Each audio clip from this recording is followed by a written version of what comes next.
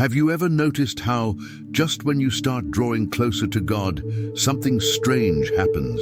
Right after a sincere prayer, in that moment when your connection is real, suddenly a wave of thoughts appears, as if trying to pull you away. And the worst part is, you don't even want it, yet out of nowhere you feel this sudden urge, an intense sexual desire, a heat that surprises you. No, this isn't just hormones, it's not merely about your past, and it's not just in your head.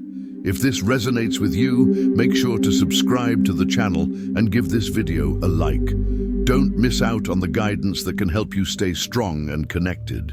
This goes much deeper. It's ancient. It's a strategy, a carefully designed spiritual trap, and it has a clear target, the purpose you carry inside.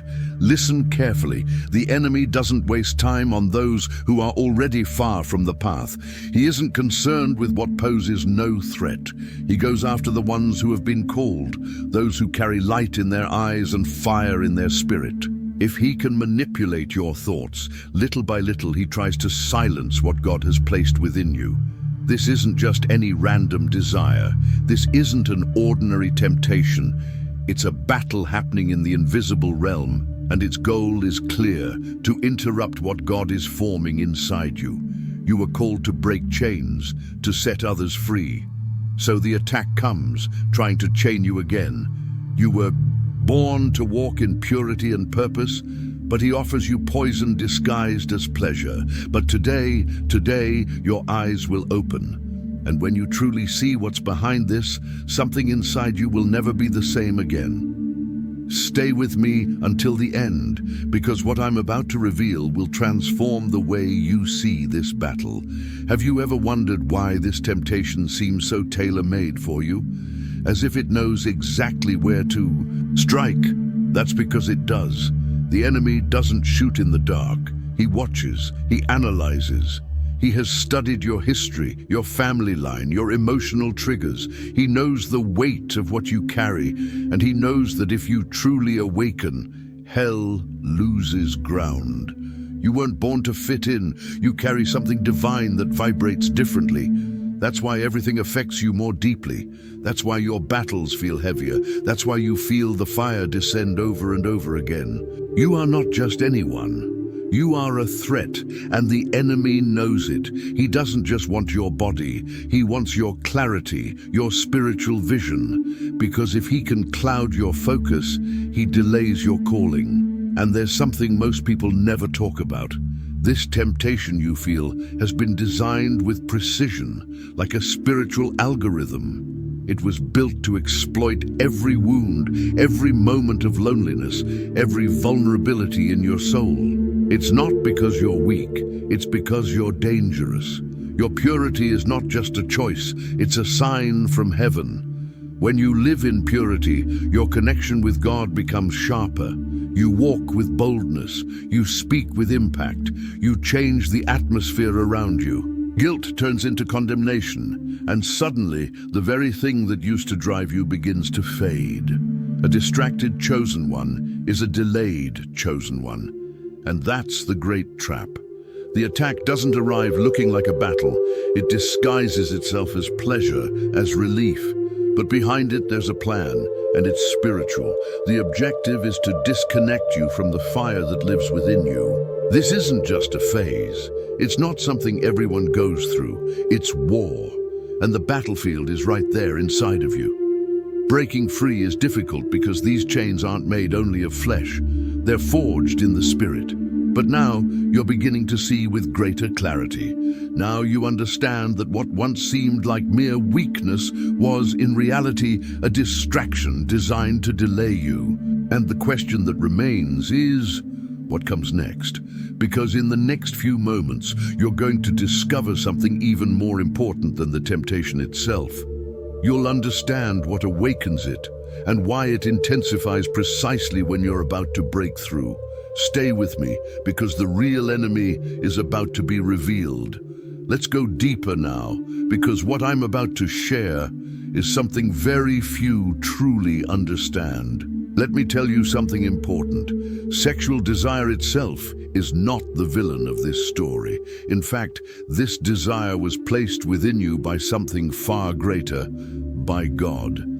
It's like a sacred flame, a gift deeply connected to true intimacy, surrender, and the creation of life.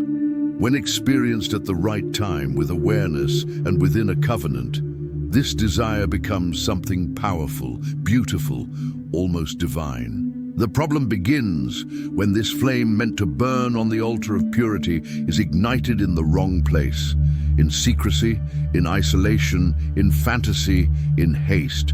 When that happens, instead of warming, it wounds. Instead of blessing, it burns.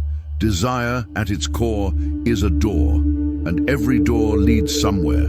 It can lead you to something sacred that connects you with purpose, lightness, and divine presence. Or it can drag you into a dark space where shame and emptiness repeat in silent, exhausting cycles. And here's a serious point. The enemy doesn't even need to expose you to destroy you. All he needs is to touch the hidden areas of your life.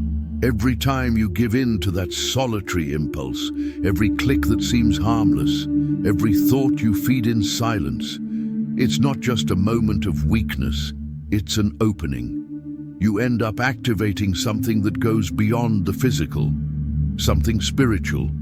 And when the mind gets distracted, after moments of pleasure, there's often a strange emptiness, like losing something sacred.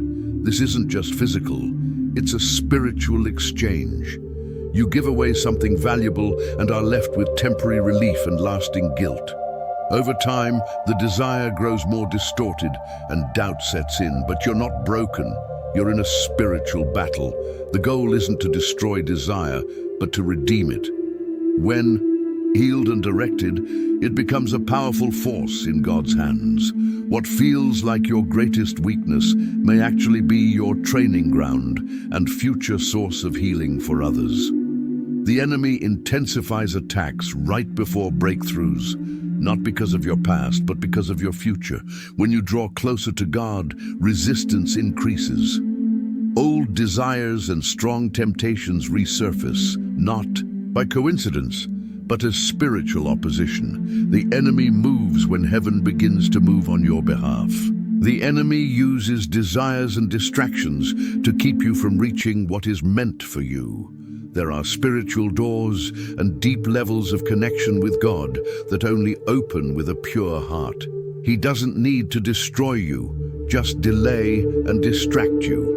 Right before breakthroughs, past memories, temptations, and strange urges often resurface. This isn't failure. It's a sign that something sacred is near. Spiritual pressure always intensifies before deliverance. Confusion rises before clarity. Temptation grows stronger before transformation. In the unseen, forces work to confuse and discourage you because you're standing at a spiritual turning point. The enemy's greatest fear isn't your past, it's your future. If you cross that line, you won't just find freedom, you'll help set others free. That's why he tries to make you believe you're too broken or too far gone. But those lies are meant to stop you before your breakthrough. This is not a sign that you've failed. It's the exact opposite. It proves that there's something powerful over your life. Think about it. Do you really believe darkness would waste its time chasing someone without purpose? Do you honestly think hell would send reinforcements against someone who poses no threat? The temptation you face doesn't mean you've failed. It means you've been noticed. The spiritual realm already recognizes who you are and what you carry within. You've been marked, chosen, watched, because what's inside you has weight, value, and divine purpose. There is something coming from heaven over your life that hell simply cannot ignore. So the next time that thought comes, I must be too broken, that's why I'm still struggling. Throw it away. Don't accept it. This battle doesn't define who you are, it reveals it. It reveals that you carry something the enemy deeply fears. Let me ask you something directly. Have you noticed how this struggle seems tailor-made for you? So precise, so specific that it feels like a trap designed for your soul. It's not your imagination, it's real. The enemy studies your patterns, your wounds, your weaknesses, and even your gifts. With all of that, he builds the perfect storm, not to destroy you all at once, but to make you slowly destroy yourself. Because if he can convince you that temptation makes you unworthy, you'll begin to shrink, to hide, to go silent. You'll drift away from your purpose, stop praying, and without realizing it, you'll start delaying your own destiny. Meanwhile, the enemy simply watches. He doesn't even need to act anymore, but listen carefully to this. Temptation does not disqualify you. It's a sign that you've been identified. You've been seen. You're being attacked, not because you're weak, but because you're on the verge of breaking through. Every chain trying to hold you now is actually a sign that your freedom is near. Every whisper of fear in the darkness exists because they already know the roar that will come from you once you recover your voice. You are not weak. You are sacred. You are not failing. You are growing. And no matter how many times you've fallen, if there's still breath inside you, there's still purpose. There are still battles to win. And the very fact that you're here, listening to this, still fighting, you're not being attacked because you're weak. You're being attacked because you're chosen. Fasting silences the flesh and amplifies the spirit.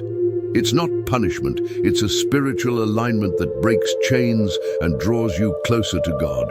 Community matters. Isolation gives the enemy power, but bringing your struggles to light weakens his hold.